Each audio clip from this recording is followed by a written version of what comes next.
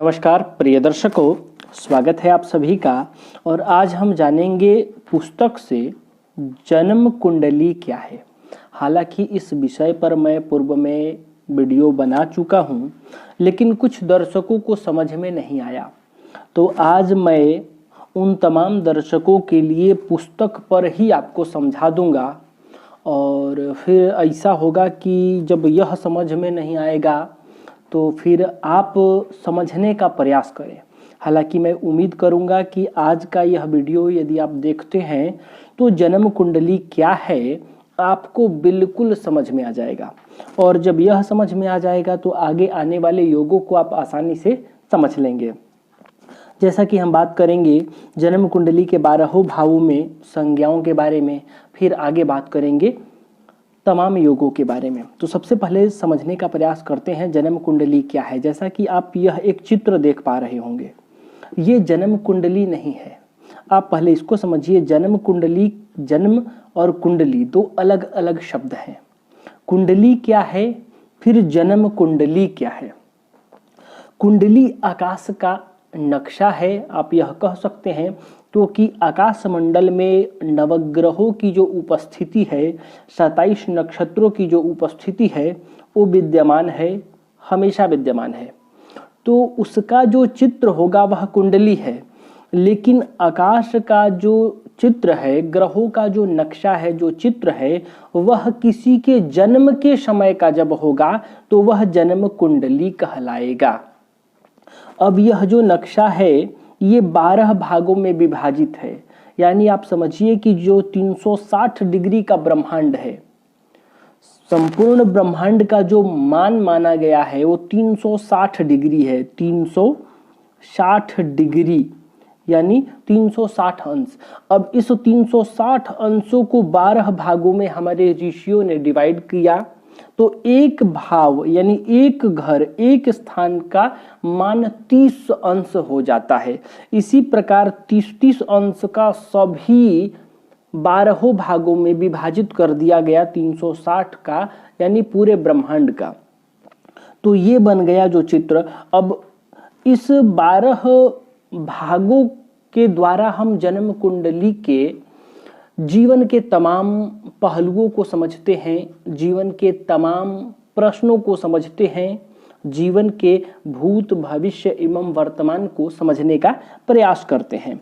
तो आइए सबसे पहले परिभाषा वगैरह क्या लिखा है यह भी पढ़ते हैं, उसको भी समझते हैं, फिर विस्तार से समझेंगे। जन्म कुंडली आकाश का नक्शा है। जन्म कुंडली क्या है? आकाश का नक्शा है, आकाश का एक चित्र है, आकाश का एक ढांचा है जो इस तरह से भी दिखाई पड़ता है। ये उत्तर भारत में है, आप दक्षिण भारत में चले जाइए तो इसका जो चित्र होगा वह थोड़ा भिन्न होगा, थोड़ा अलग तरीके से होगा। समझने के लिए यह एक चित्र है, कुल मिलाकर गणना नवग्रहों की ही होगी। तो जब सौरमंडल का जो चित्र होगा वो जन्म के समय पर होगा तो वह जन्म कुंडली कहलाएगा। और ये कुंडली क्या है? आकाश का एक नक्शा है। जिस समय किसी बालक का जन्म होता है उस समय आकाश पर जो जो ग्रह जहां जहां जिस स्थिति में होते हैं उन्हें हम यहाँ बैठे एक कागज पर लिखकर नक्शा सा तैयार कर लेते हैं। यानी जन्म के समय नवग्रह जिस अवस्था में होंगे, जिस जगह पर होंगे, उसको हम नोट करके एक कागज पर लिख लेते हैं, उसे ही जन्म कुंडली कहते हैं। अब आगे बता रहा है कि जन्म कुंडली के 12 खाने होते हैं। खाने का मतलब क्या हुआ? जैसा कि मैंने कहा ना कि 360 अंश का जो ब्रह्मांड है वह 12 भागों में विभाजित है, 12 भागों में वह डिवाइड है। उसी 12 भाव के बारे में बात हो रही है कि 12 खाने हैं। आप इन जो भाव हैं, खाने हैं, इनको आप खाना भी कह सकते हो, भाव भी कह सकते हो, स्थान भी कह सकते हो, घर भी कह सकते हो। जहां प्रथम लिखा है यह कुंडली का प्रथम खाना है। जहां ये आप प्रथम लिखा हुआ देख रहे हैं ये प्रथम भाव है। आप खाना कहिए, भाव कहिए, घर कहिए या स्थान कहिए, एक ही बात है, कोई अलग नहीं।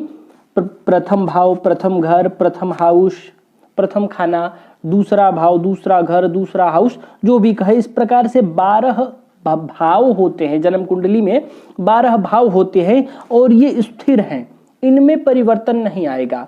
आप जो इस चित्र के अंदर जब आप अंक देखते होंगे, जैसा कि आप यहाँ अंक देख पा रहे होंगे, तो ये जो अंक होगा ये राशियों को दर्शाता है, न कि भाव को। जैसा आप देखिए इसमें यहाँ प्रथम भाव लिखा है, प्रथम लिखा है, तो ये प्रथम भाव है और इसी में यहाँ नंबर 4 लिखा है, तो नंबर का मतलब हो गया राशि, यानी चौथे नंबर की राशि यहाँ उपस्थित है और इतने सारे ग्रह यहाँ उपस्थित हैं। लेकिन भाव ये वाला जो होगा, ये वाला जो होगा वो पहला ही होगा, प्रथम ही होगा। तो भाव स्थिर हैं, इनमें परिवर्तन नहीं होगा, केवल राशियों में परिवर्तन हो सकता है। किसी भी भाव में कोई सी भी राशि हो सकती है। प्रथम भाव को ही लग्न कहते हैं। प्रथम भाव को क्या कहते हैं? लग्न कहते हैं। इसलिए यहाँ लग्न भी लिखा हुआ है कि ये वाला भाव लग्न है और कोई सा भी भाव लग्न नहीं है सिवाय प्रथम भाव के। प्रथम भाव को ही लग्न भाव कहा जाता है। जब जन्म कुंडली अर्थात आकाश का नक्शा बनाना होता है तो उसे इसी प्रथम भाव लग्न से ही शुरू किया जाता है। जब आप जन्म कुंडली बनाना शुरू करेंगे या जन्म कुंडली जब बनाया जाता है तो उसमें जो ये राशि है, इस राशि को भरने का जो शुरुआत का स्थान है, प्रथम स्थान है, जहां से प्रारंभ होता है, वो पहला ही भाव है, प्रथम भाव है, लग्न भाव है। इसी भाव से, क्योंकि अब देखिए इसको पूर्व क्षितिज कहते हैं। आकाश का ये नक्शा है तो आकाश के नक्शे का यह पूर्व दिशा वाला भाग है। सप्तम भाव पश्चिम दिशा का भाव है, यानी हिस्सा है। तो आगे बढ़ते हैं।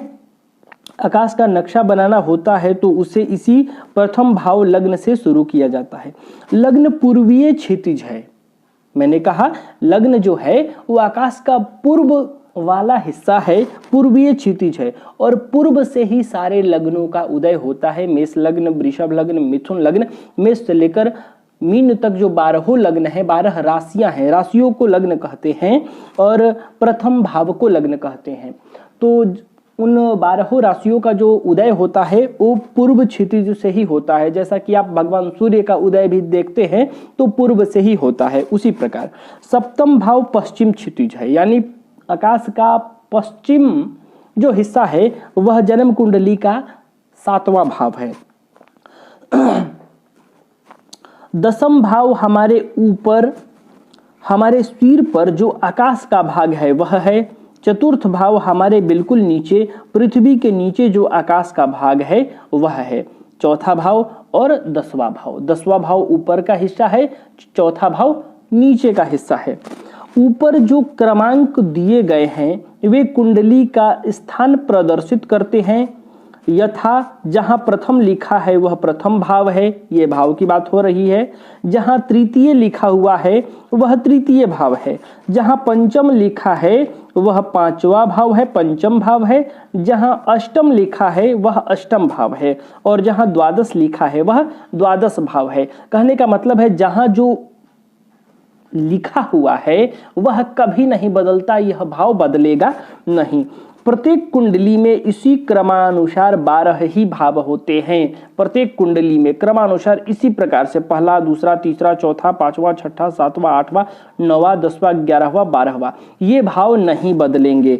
भावों की कुल संख्या 12 है, 12 ही भाव है और राशियां भी 12 ही होती हैं। राशियों का भी नंबर 12 ही है, इसलिए प्रत्येक भाव में एक एक राशि आ जाती है।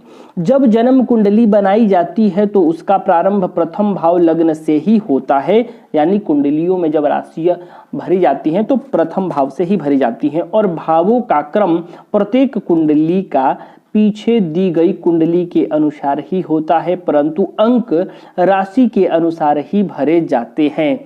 भाव का जो क्रम है वो नहीं बदलेगा, लेकिन राशियों का जो क्रम होगा वह राशि के अनुसार बदल जाता है। जैसे किसी का जन्म यदि मेष लग्न में हुआ हो तो मेष प्रथम राशि होने से लग्न में 1 का अंक लिखा जाएगा और उसके आगे क्रमानुसार अंक लिखे जाएंगे। जैसे 1, 2, 3, 4, 5, 6, 7, 8, 9, 10, 11, 12 लिखा जाएगा। किंतु यदि किसी का जन्म कर्क लग्न में होता है, यानी कर्क राशि लग्न में आ जाती है, तो कर्क चौथी राशि होने से लग्न में 4 का अंक लिखा जाएगा, जैसे आप यहां देख रहे हैं। और फिर क्रमानुसार अंक आगे बढ़ते जाएंगे, यानी 4 लग्न में हो गया तो 4 के बाद 5वां आएगा दूसरे भाव में, क्रम यही चलेगा। जैसे यहां देखिए आप 4 5, फिर इधर 6 आएगा, 7 आएगा, 8 आया होगा, 9 आया, 10 आया, 11, यहाँ 12 होगा, फिर 12 के बाद 1, यहाँ 2, यहाँ 3।